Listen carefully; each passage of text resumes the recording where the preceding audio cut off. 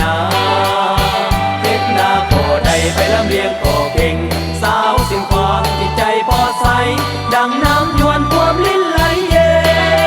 นผิวกองห่มแปลกลมพัดวีบอนหน้าอ่อนซ้อนแม่สาวคองร้อนแผ่นกองห้อย12 มิลลิเพจความฝึกแผ่ปีศาจทหารเพื่อต้านทานกับโจรอากาศเมริกา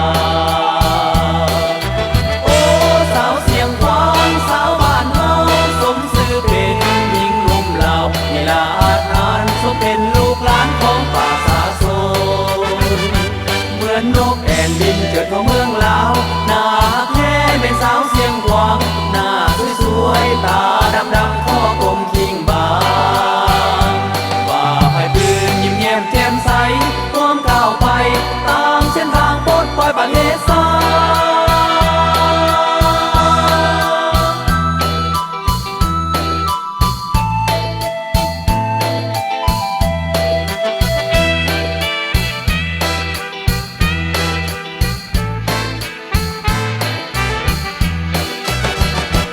ถึงแผ่นดินอันแสนฮักแพงของภาษาลาวผู้อาจอ่านยังมีสาวสวยงามเหลือเกินเชิญแน่เชิญอายทหารพนักงานทั่วหน้าเชิญมาแวดับสาวเสียงขวางมาแวเบิ่งจากมือจากบ้า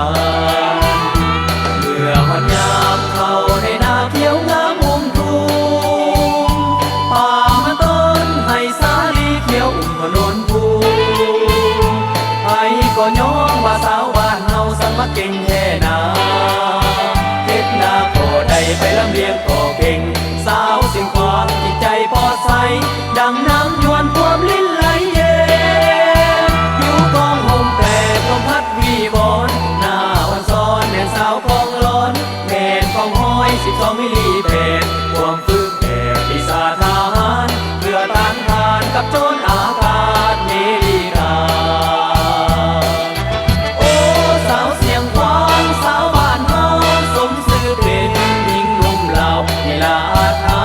เป็นลูกหลานของป่าสาโซเหมือนนกแอ่นบินเจิดของ